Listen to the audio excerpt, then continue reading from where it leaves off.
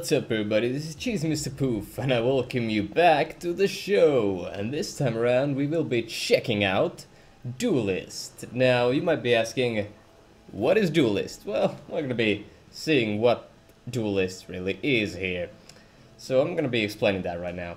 Duelyst is a card game, sort of like. It's more of a strategy card game, but I feel like the best way to get the real feel of Duelyst is to just go into a practice match and show you how the game plays and what it is all about. Anyway, so I have unlocked all the factions except the Vanar Kindred, and that's a perfect bridge for me to explain you what we're doing here. So, I'm gonna pull a lot of references, or I'm gonna compare it to Hearthstone and stuff like that, because that's the closest thing we got right now. I mean, technically this is closer to Mojang's Scrolls, but I'm gonna make the comparison with Hearthstone right now. So in Hearthstone you have heroes, in this you have factions, and it doesn't end there. You also have generals. Now, so far, I believe each faction has 2 generals to choose from, and each of those generals has a Bloodborne ability. Now that all sounds probably really confusing to you, so I'm just going to pick one of the simpler decks that I've made and go up against the Vanar Kindred. Lionar versus Vanar. And we have that awesome little announcer there. So we're playing the Lionar faction, and we're playing against the Vanar Kindred. Okay, so here are the cards. This is our opening hand, and we can replace up to 2 cards, so we're gonna do that. I think we're gonna throw away at least the Necroseer and the Dragonbone Golem, because they are 7 and 5 drops, and we're gonna want some lower drops to play in the early game. So we pick those and confirm. We get a 1 drop and a 4 drop, so that's a bit better, and the computer opponent says good luck, have fun. We can also do that. We can say hello, good luck, have fun, well played, and oops. Let's say good luck, have fun. So here is what we have. This is the board. Here is our general, Argion Highmane. It has 2 attack and 25 health. So the point of the game is to reduce the enemy general's health to 0, and you win. And each of these generals, not heroes, generals, has a Bloodborne spell. And my Bloodborne spell is this one, a Roar. Give a minion nearby your general +2 attack. Now that's pretty good. So generally in an RG and Highmane deck, you want to be playing a lot of minions, so you get most value out of your Bloodborne spell. But you can play any other way you want. And we are up against Fey Bloodwing, and the Bloodborne spell there is deal 2 damage to all enemies in the enemy general's column. Now that is actually a really strong ability, and we are on the clock, so we're gonna move right here, and we're going to just pass it up, because we don't need to play this Blood Tier Alchemist, because that's opening gambit. And opening gambit is basically when it enters the battlefield, it triggers an effect. Alright, so as you can see here, Fey Bloodwing is putting a minion on one of these mana springs. And when you step on the mana spring, or put your minion on the mana spring, you gain +1 mana this turn. So if I have okay, let's see, if I have 3 mana, I put a 2 mana cost minion here, I then have 2 mana left, because I got the extra mana. It's pretty simple. But anyway, I think we're gonna move here, and we're gonna play our Bloodshard Golem. It's just a 3 mana 4/3, and we're just gonna play it on the mana spring here. And now we get 1 extra mana, and this can't attack or do anything or move. It's just there. It has summoning sickness, so to speak, in Magic the Gathering terms, as I like to use. So we're gonna play this 1 cost guy, and we're gonna use the opening gambit on this creature. Now this creature has a bonus while on the enemy side of the battlefield. Okay. Okay. So it's not relevant yet. And as you can see, the timer is going on again. I don't know why the timer is on in the practice games, but it is. So we're gonna actually replace one of these cards. That's another cool mechanic in the game. You can replace cards just once per turn. Anyway, we're gonna pass the turn there. And you draw a card at the end of your turn, which is also an interesting thing. So we're gonna get some combat here. Both deal damage to each other, so both take 2 damage and die. And I think that Mana Spring is gonna get taken. Young Flamewing. Now this is an interesting card. It has one of the mechanics, flying, so it can move anywhere on the battlefield. So it can move from here to here, here, or anywhere. It's actually pretty crazy. Okay, now we have 4 mana up. We can actually do some stuff. We can play a spell, or this spell, or we can play 1 minion with the ability Provoke, which is it stops the enemy minions in general from moving and they must attack this first. Anyway, so as you can see, it's pretty simple. We want to reduce the health of the enemy general to 0, and we need powerful minions to do that.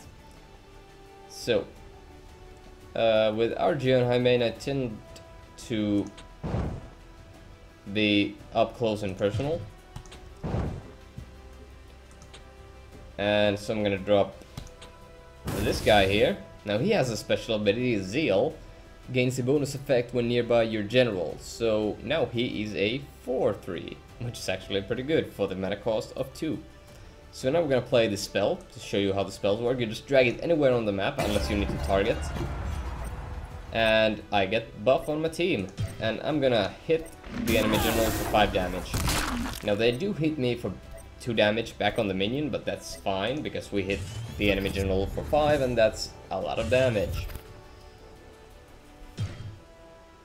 So that's the Flamewing attacking and destroying my Bloodshard Golem. Oh, actually he went for the Windblade Adept. That's interesting. Is he gonna take care of this by himself? That's 5 damage though. Well, that's 5 damage. And a Crystal Cloaker. And it gets the attack buff because it was on my side of the battlefield. That's pretty clever. But now we can play a 5-drop, a bigger boy. It's the Bright Moss Golem. A 4/9 for 5. And that is the kind of value I like.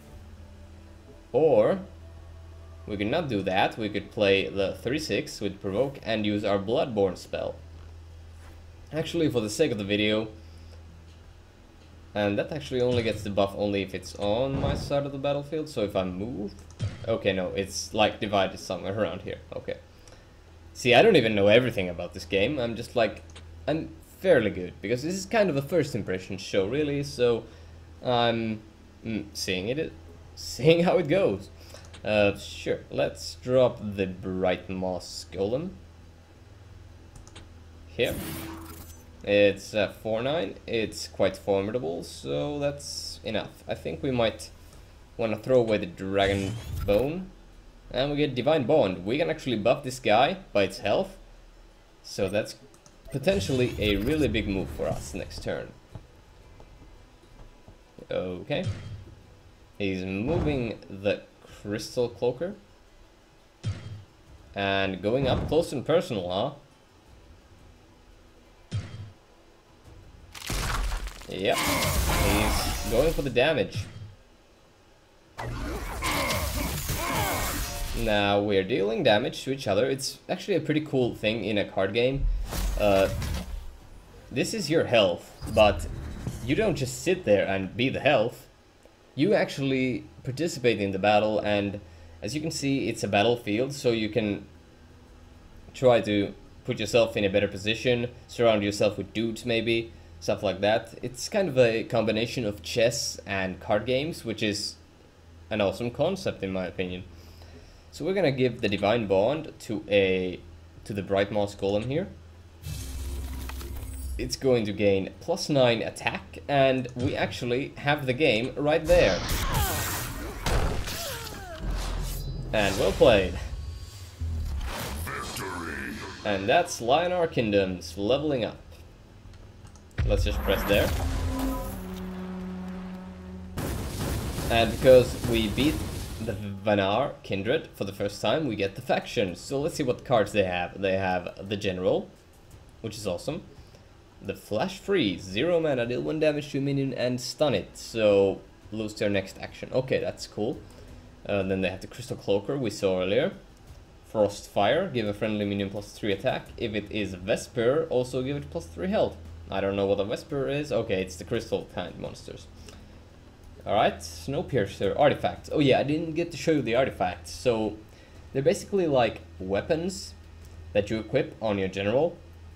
They have 3 durability, and it loses 1 durability when your general is damaged. And when you have 0 durability, your artifact gets destroyed. This artifact gives your general +3 attack, which is actually a pretty common thing the artifacts do. This thing is a 5 mana 10/4 with airdrop. That's actually a really strong card. Maybe, but the 4 health is kind of like shaky, in my opinion. So airdrop is summon this minion anywhere on the battlefield. So you can just drop it behind their general and be like, what up? If they don't have anything to protect the general, that's it. That's pretty harsh. Anyway, you saw the gameplay there. You saw some of the cards that play around, but what else is there to Duelyst? There's actually quite a lot. Let's go. So we have the season ladder where you can play against other people, and you rank up each month to earn prizes, which is cool. Then you have the solo challenges here, the elemental secrets, the form focus, and it goes on like that. So you have stuff like use flying, the ability to defeat the Abyssian general in 1 turn. Use airdrop to defeat the Lionar general in 1 turn. So this is actually a kind of a tutorial-ish thing, but there was an actual tutorial too. So this teaches you the mechanics of the game and gets you deeper into it and teaches you how to use tactics, which is actually pretty cool. I like that a lot. And when I reach level 10, the gauntlet will be open for me, which is a draft mode. And I'm super excited to see that. Now this is still kind of a first impressions thing. I've played a little bit, but I'm still very new to the game, and I hope to learn more. So now we have all the factions here. So we have Lionar, Songhai, Vitruvian, Abyssian, Magmar, and Vanar. Now, my personal favorite at the moment is Magmar, because just the spells are awesome, and because the Bloodborne spell is buffing your general, so your general can actually go to town on the monsters themselves. It's actually pretty cool. Oh yeah, what else? I really like the look of the Songhai, but I have yet to actually play a good amount of it. I made a Songhai deck called Swinghai, but I haven't gotten the chance to play it yet. And there are lots of abilities like backstab, ranged, so many abilities that, wow, there are many abilities in here. And there's even like dispel. There's so much stuff in here. But I would like to show you something I actually opened in a booster pack. It's the Envy Bear. I don't know what the rarity this is, but I presume it's something like a legendary, because I think the blue ones are rares. So this is actually a pretty cool thing. I opened this the first pack I got, and wow, that was neat. Super awesome. So, I mentioned packs. Well, they're not really packs.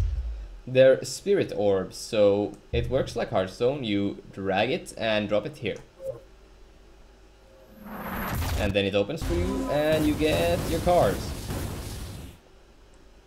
So we got Unstable Leviathan, a 7 mana, 11/11. At the start of your turn, deal 4 damage to a random minion or general.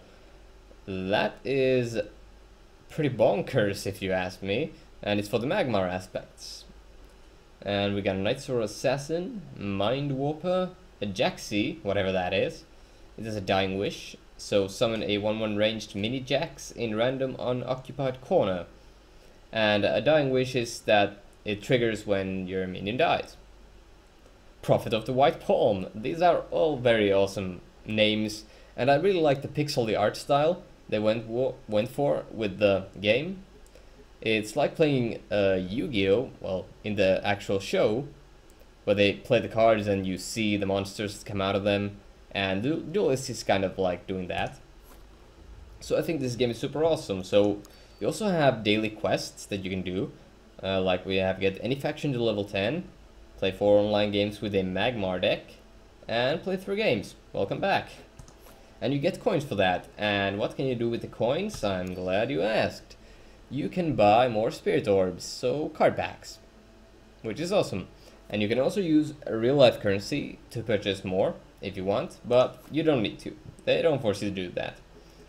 And what else? Well, there's a friends list you can add. I haven't added anyone yet because I don't know if anyone plays this. And then there is something awesome here. There's Codex. Now the Codex is all the story and the backstory, the lore of the game. So here we have the Age of Disjunction. The Age of Disjunction. And it starts reading it. Just like that. It's gonna continue. Thousands of years before the dawn of the modern age, a stellar alignment sent a star seed from the depths of space, colliding into the planet Mithron, forever transforming the world and its inhabitants. Mithron's single supercontinent shattered into 7 new ones, each twisted and torn into a new terrain of jagged mountains, crystalline lakes, and storm-swept islands. Now if that didn't sound awesome, I don't know what does, because that was awesome. I love lore. I love those things where old folks just read you some kind of lore in the video games, and it's awesome. So anyway, Duelyst. What can I say? I went into this game thinking this looks really complicated. I don't know if I can figure this out, but the tutorial does a splendid job at getting you into the game and telling you how to play the game. And I suggest you go watch Brian Kibler's video series on the Duelyst. They're actually quite informative, and he gives you cool stuff, and he's a swell guy, so you're gonna enjoy that. But am I gonna feature more Duelyst on the channel? I say this a lot, but I would love to actually record some more Duelyst for the channel. I just need to find a proper place for it and the format. But anyway, my opinions on Duelyst. It's an awesome game. You shouldn't go into card games these days like expecting it to be a Hearthstone clone, because too many games don't get recognition they deserve because people go into them thinking it's a Hearthstone clone, or just don't try it at all because they think it's a Hearthstone clone, because it's such a behemoth that Blizzard has mustered up, and it's just putting the world by storm. And another one of these examples is Elder Scrolls Legends. That game actually has a story mode, which is super awesome, and the card game itself is pretty good too, and not at all like Hearthstone, so I suggest you go check that out as well. I might as well do a checking out video on that game too, but that's something I'll do for another time. And I believe that is enough of Duelyst for this video, and if you enjoyed this video and want to see more checking out, drop a comment what you want me to check out. If I have it, I might as well check it out. And I guess that's all I got for you today. I'm Cheese Mr. Poof, and I hope you enjoyed the video, and I hope you're having a wonderful day. And I'll see you on the next one.